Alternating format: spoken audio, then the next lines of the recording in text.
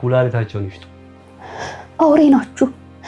ህልሜን በላችሁ፣ ስጋዬን በላችሁ፣ ነፍሴን ይቀራችሁ። ምን ታረጉኛላችሁ? እንግዲህ ምን ታረጉኛላችሁ? ዝም ብለሽ አትርፈትሽ። መለቀቅ ከፈለግሽ አንድ ነገር አሁንም ደግሜ ልንገርሽ፣ አባትሽ በምልክለት አካውንት 500 ሺህ ብር ያስገባል።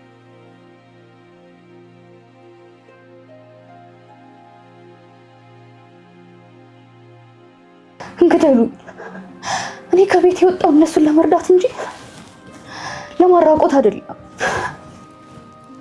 እንግዲህ ፀሐይ እንደናፈቀሽ እዚሁ ትቀሪያለሽ። አረብ ሀገር ብትሄጂም የተለየ ነገር የለም። እዛም ሄደሽ ከፎቅ ላይ መወርወር ነው። እምልሽን ነገር ብትሰሚኝ ይሻልሻል። እናንተ ከምትሰሩት